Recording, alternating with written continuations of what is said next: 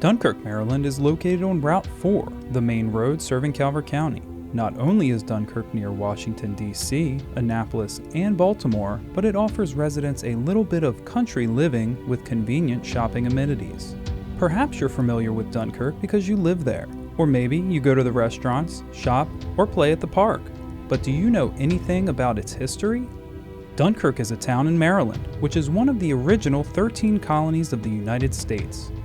In 1632, King Charles I of England granted a charter to George Calvert, the first Lord of Baltimore, giving him proprietary rights to the region east of the Potomac River. This territory was named Maryland. In 1634, settlers escaping religious persecution arrived in Maryland at St. Clement's Island, St. Mary's County. They arrived on 2 sailing ships, the Ark and the Dove. Maryland's first settlement was in St. Mary's City, on land purchased from the Native Americans. The policy of paying the Native Americans for their land and their subsequent equitable treatment inaugurated temporary peaceful relations. These early colonial settlers eventually made their way to Calvert County.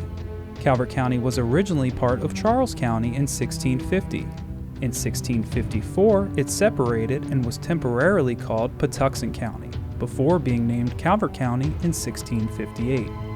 In 1654, Calvert County included land on the east side of the Patuxent River, between the river and the Chesapeake Bay, extending north to Anne Arundel County. This included land on the west side of the Patuxent River, which drained into the river from Pine Hill Run, extending north to the juncture of the Little Patuxent with the Patuxent River. These boundaries remained in effect until 1695. Maryland land grants were made by Lord Baltimore to settlers who most often came from prominent English families and were planning to develop large plantations, had distinguished themselves in military service with the Commonwealth of England, had shown loyalty to the proprietor in some other way. Many early settlers were from respectable families, but, not being the eldest, would not inherit estates at home. The possibility of owning their own land was tempting and worth the risk. Lord Baltimore offered generous terms for land in the new colony. Male settlers who paid their own way and that of 5 other men were promised a grant of 2,000 acres. For those who brought over fewer than 5 men, they would receive 100 acres plus another 100 for each man.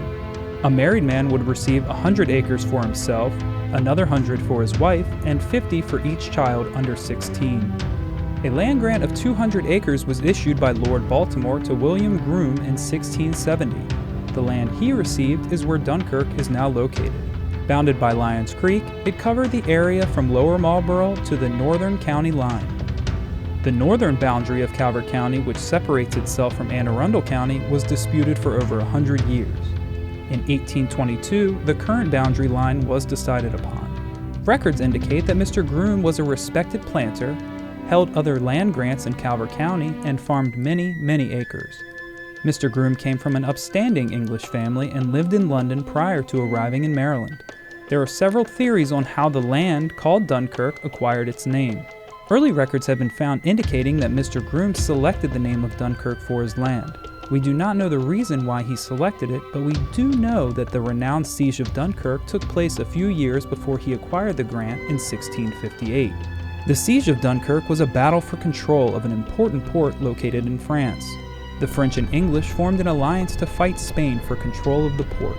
Spain was defeated, and the English Commonwealth positioned itself as a power to be respected and feared. Due to the fact that the mid-1600s was a tumultuous time in both England and the American colonies, it is not out of the question to believe that Mr. Groom may have named his land Dunkirk out of respect for his homeland, and to gain favor with Lord Baltimore and the Commonwealth of England.